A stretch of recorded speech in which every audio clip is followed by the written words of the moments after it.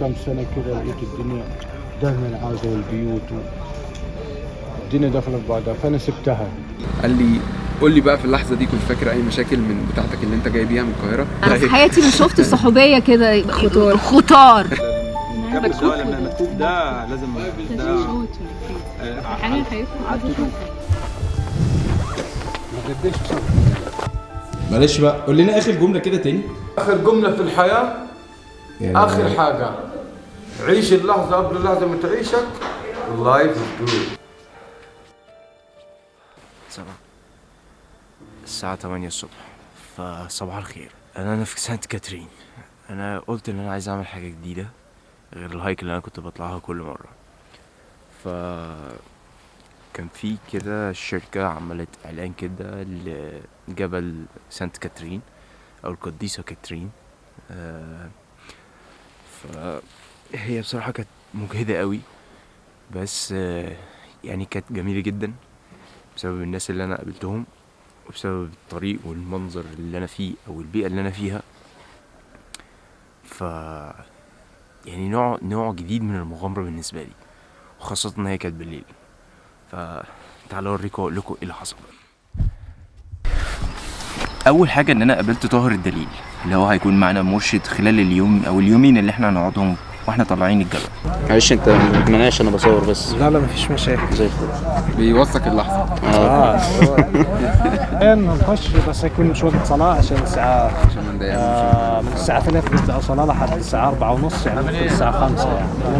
لا يا عم طاهر، هو انتوا هنا غير البدو اللي في سيوة؟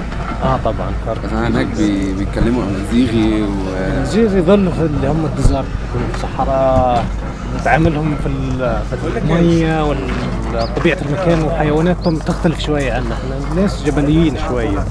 اللي هو عايش في جبل تشحف كل حاجة. ناحية الناس اللي هي ناحية الواحات دي بتكون عندها مية متوفرة شوية. بيكون الجو هنا شبه متعب شوية ومتطرف جدا. احنا عندك جبلية اصلا، جبلية فيها 4/4. كل ربع من مكان. انا ربع اولاد جندي، اصولي اصلا ترجع من 1500 سنة و50 ترجع للاسكندرية. يا راجل. يعني احنا كنا اول ما جينا في البداية انت حبيبي. في رباع ثاني ولاد عمدنا اللي من روما واللي من الشام واللي من الحجاز. بس كان في زي بريفنج او كان زي نبذة بسيطة عن الرحلة هتكون ماشية ازاي، وحط لنا 2 سيناريو بس انا وديفيد بس اللي كنا موجودين فيها الاول. فان شاء الله خير يعني. فايش حابين شروق ان شاء الله؟ ان شاء الله. ولا غروب؟ يا عم طاهر انت تحطني في موقف. خلينا شروق عشان ننزل على الدير. شروق شروق عشان ننزل على الدير على طول، يبقى علقة مرة واحدة. ننزل حتى على المدينة. واضح ان المدينة اكيد الصبح ألذ. اكيد طبعا يعني ننزل من طريق ثاني. ده جبل الاحمر قلنا؟ جبل الاحمر. ليه اسمه احمر؟ عشان هو كتلة حمراء يعني هنشوفه بكره ان شاء الله. يعني هو جبل كاترين لونه بلاك شويه، وجنبه على طول فاصل جبل وجبل. بيجهزوا الأوض؟ بيجهزوها. هو خلي بالك احنا ناس بنفرق معانا ليه لونه اسود وليه الكلام ده. عايزك بقى اكيد طبعا تقول لنا كل حاجه، تفهم كل حاجه. عايزين نحس ان احنا كاترينانيين اصلا. يا مرحبا يا عم منصور. يعني هننزل بكره، مش هنحصل الدير بكره. لا اخر يوم. بعد بكره هيكون الحد.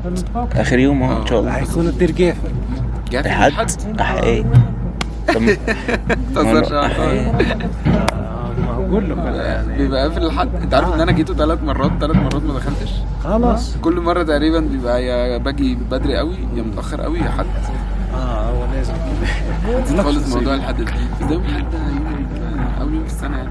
ما هو يوم حد بياخدوا اصلا حد اجازه. ما في باقي الاعياد بتاعتهم فبياخدوا اجازات باقي كثيره الاسابيع الجايه. ما ينفعش الحد اصلا جافل يعني احنا طب لو احنا طلعنا الفجر واحنا نازلين ممكن نلحقه صح؟ لو طلعنا الفجر بدري خالص مثلا الساعة 4 أو حاجة زي كده هو بيكون الأفضل يعني. أنا بفكر في الموضوع ده بالنسبة لشروق أو غروب. هو بيكون ممتع في حد ذاته، بس الناس نفسها بتتعب من الليل والنهار. الليل بيحسس بالتعب أول ما تطلع الشمس تريح نهائيا. أنا عارف الموضوع ده. وانا كمان. فلما بيكون في النهار في نشاط حتى يقدر ينزل بسرعة. خلينا نشوف معاهم هيحبوا انهي احسن؟ يعني خدت كده اقتراحات او خدت الفكره كلها هتبقى الرحله ماشيه ازاي. انا وديفيد رحنا للمجموعه بتاعتنا عشان نحكي لهم ايه اللي هيحصل بالظبط في الرحله دي، واختاروا ما بين السيناريوهين دول لحد ما يسري او احمد يسري، اتمنى ان انا جبت اسمك صح، قال ان في حل احسن او في اقتراح افضل بكتير، الجمل والبطانيه. قد ايه كده عشان تخلص الاوضتين دول؟ سرعه ابطا واحد فيهم. هنخش كلنا مع بعض. قدامك قد ايه؟ قدامك قد لا ايه؟ احنا فريق مع بعض. والله وان تيم. اسرع اسرع. هتناموا في دقيقة واحدة انتوا كلكم. منتصر اللي طالع بينا اهو. اهلا وسهلا. بتاعنا ده الراجل اهو بقى. هادي خالص. طالع بينا لوحده كمان. واو تمام. فبساله بقى اقتراحاتك ايه؟ احنا اتفقنا بقى ان احنا اتفقنا هنطلع خلاص. هنطلع هنا المغرب. المغرب عشان توصل له تحصلوا شروق الشمس. بالظبط. ايوه بالظبط.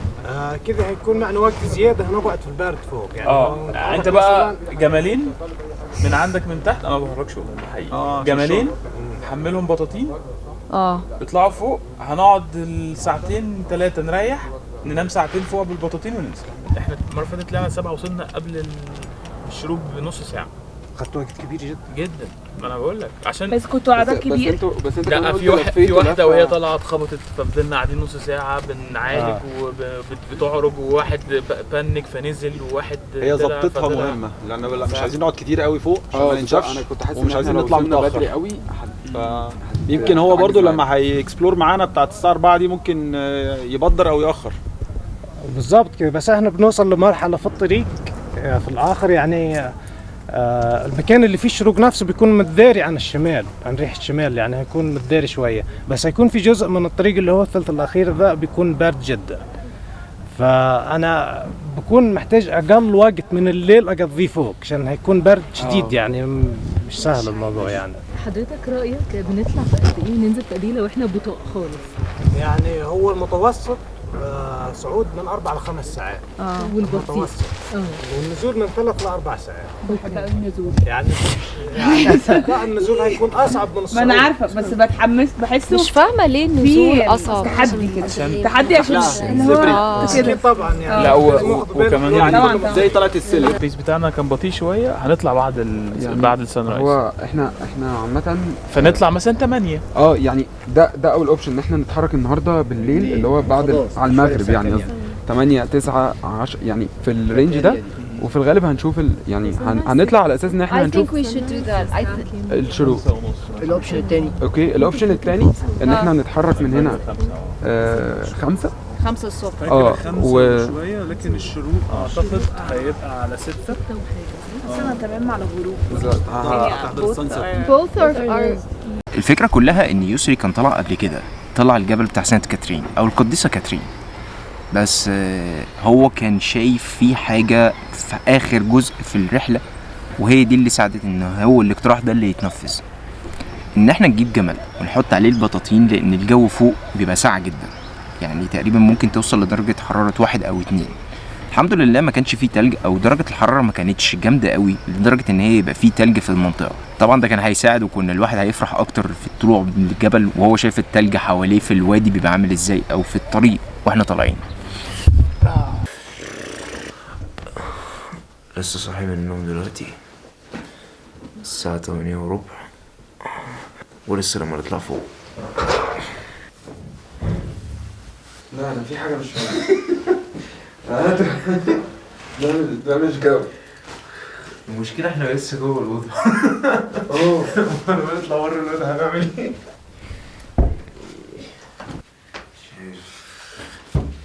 أتقل أكتر من كده. انا مش هسيب اي مكان لاي لبس. ده الشرابين ده الشرابين.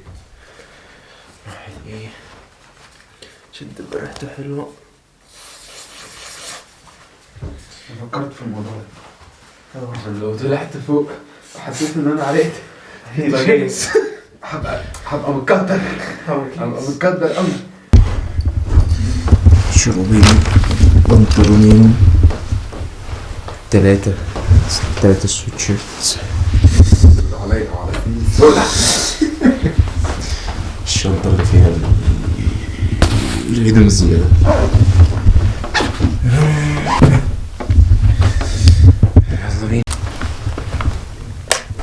وعليه رسم. يلا بينا. استنى انت معاك مفتاح؟ استنى كده انا معايا الكشاف ولا لا؟ ده سؤال مهم جدا. زي الفل. بس ده هنحتاجها كده في الفترة اللي جاية.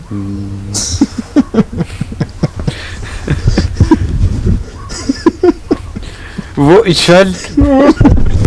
خرشوف هنطلع فوق دلوقتي هنعمل خرشوف. ده بجد بقى. وبدأنا الرحلة، بس من صعوبة المنظر نفسه أو الأجواء المحيطة بالواحد ما كنتش عارف إن أنا أصور، لأن الدنيا ضلمة ومش شايف أي حاجة وماشي على النور بتاع الموبايل زائد النور بتاع الناس اللي حواليا اللي ورايا واللي قدامي واللي جنبي. الرؤية ما كانتش أفضل حاجة، فعشان كده ما صورتش كتير، بس دي نبذة عن اللي أنا عملته.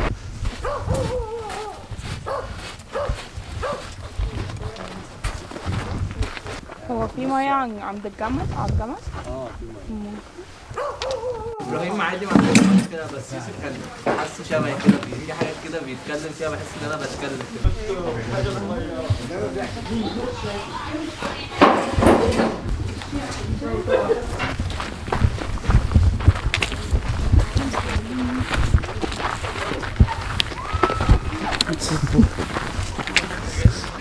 30-12 في الطريق دلوقتي، مش شايفين اي حاجة، مفيش غير بس ضوء القمر. لما جينا نعمل هايكنج المره اللي فاتت وحكايات.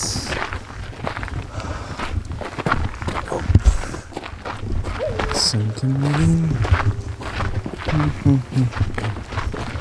لسه مكملين.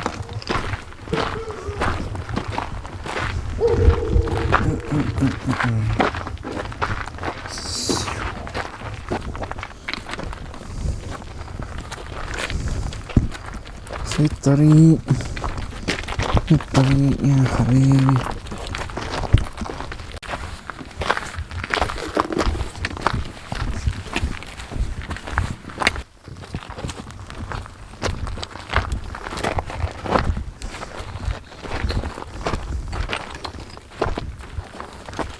حلو يا اخويا. نسيبه ياكلها ما دام هم تحت كده. هو مش عايز ياكلها، تلاقي حاجه ياكلها حلو، بتدور على حاجه يعني. جعان يعني. مش جعان هو عينيه عايز يقعد جنبيه كده. يا صباح الخير.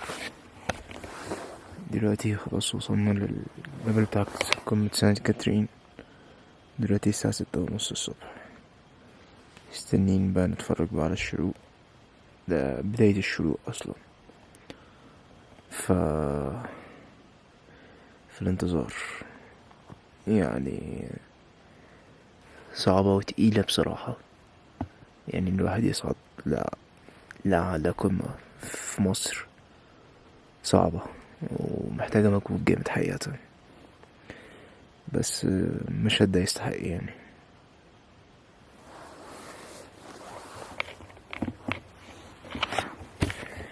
لا 2642 متر. 2642 يا متر. ولا لا ده مكتوب هنا. لا انا معلوماتي دي مش الدرجات دي، هي مكتوبه هنا 2642 متر. احساسك ايه وانت مبسوط؟ والله انا دلوقتي بفكر ازاي هننزل. طب ما مش بتفكر هتنام امتى؟ دلوقتي حالا. طب هتنام فين؟ في الشارع. في الشارع هنا اهو. وريني كده جوه ده فيه ايه؟ بص انا هننام ايه يا يسري؟ هننام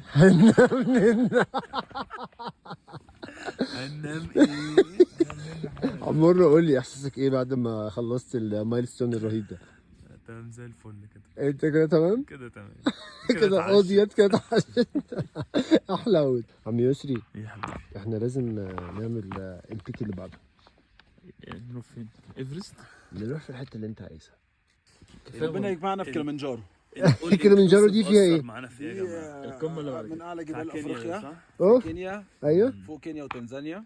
ننزل نعمل سفاري ونطلع نتسلق الجبل. ديفيد الكود وورد بتاعنا ايه؟ كوبا. كوبا. لحظة شروق الشمس. دول ما بيتفتحوش. ما طاهر. انا بقى هتعامل. هعمل ايه بقى؟ هتعمل ايه يا ديابلو؟ هتعمل ايه يا ديابلو؟ واحد بيسألني يقول لي هتعمل ايه يا ديابلو؟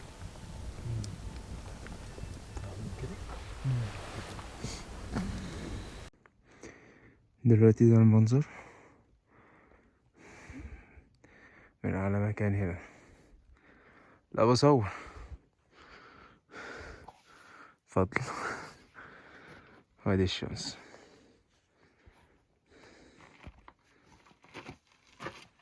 دلوقتي الساعة 7:10. هنام كده كام ساعة كده عشان نلحق بقى ننزل من الجبل.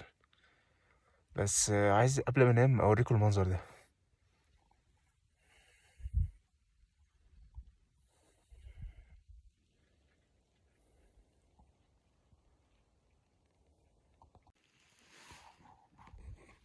تصبحوا على خير.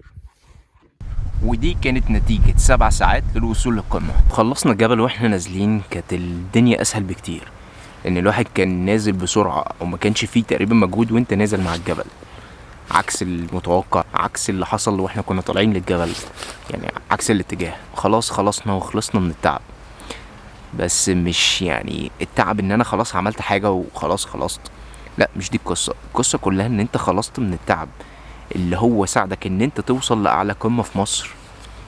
فده تحس ان انت انجزت فعلا حاجة، يعني مش سهلة، مش اي حد يقدر يعملها. ومن احلى اللحظات اللي في الرحلات اللي زي كده هي اخر جزء خالص اللي بيخليك تتعرف على الناس اكتر، زي مثلا ده. لما طلعت فوق لطاهر بقول له انت عارف ان انا في وقت حسيت انه انا واقف في وسط الصحراء الساعة 3 الفجر، مش بس صحراء، انا واقف على قمة جبل الساعة 3 الفجر، محدش يعرف انا فين، ولا في شبكة ولا في نور ولا في اي حاجة. كنت حاسس انه ايه ده رعب جدا. قال لي هي دي الخبرة بتاعتنا. قال لي قول لي بقى في اللحظة دي كنت فاكر اي مشاكل من بتاعتك اللي انت جاي بيها من القاهرة؟ كنت فاكر اي حاجة خالص؟ فقلت له ده انا كنتش فاكر اسمي. قال لي دي احلى حاجة. طب قول لي احساسك اول ما وصلت القمة؟ قلت له كنت فرحان قوي ان التعب بتاع الطريق ده كله خلص، ان انا وصلت. قال لي وقتها بقى وانت مبسوط كنت فاكر اي حاجة مزعلاك؟ قلت له برضه لا. قال لي دي احلى حاجة في الجبل. ديفيد انا the 9 hours والله العظيم يا ديفيد انا قلت للولاد يحيى the trio ايوه التريو قلت لهم هم تريو فعلا. انا في حياتي ما شفت صحوبيه كده خطار. قلت لهم يا جماعه is it normal ان انا في ال9 ساعات no thoughts about anything other than focusing on the steps. Nothing like when they say live the moment انا مش هعمل save the moment بجد. ايوه حاجات كتير قوي في دماغي ولما ارجع انتي قلتي انتي استغربتي انتي مخك was noisy مش عادي غريبه قوي. انا كنت حاسه وقته دلوقتي احنا بنسرفايف. وانا اصلا طول الهايك كنت ساكت خالص مش عارف. انا استغربت. انا فاكر لما قلت لك ديفيد انت فين؟ ايوه يعني انا حتى كنتش عارف انا ساكت ليه. انا بس مركز قوي في الطريق، ببص مثلا حاسس كل حاجه كانت ملفته، النجوم والارض ومعدي اشوف. يعني انا مثلا في 3 زراعات شفتهم كتير قوي، اي واحده مختلفه كانت تلفت انتباهي، فكنت حاسس انه لا بصراحه يعني بشكل عام انا حاسس انبسطت في الجبل ده قوي اكتر يمكن من اي جبل طلعت. ما مستت في الاخر صح. مش بعد كل ده انا منين ما اروح اي مكان لازم اتفرج على السنسيت. في دهب، في مرسى علم، في الغردقه، هنا في اي حته لازم السنسيت حتى لو نايم ساعه. ودي كانت اخر حاجه في انك تعرف تتعرف على الناس او توصل للناس او تلبس الناس يعني.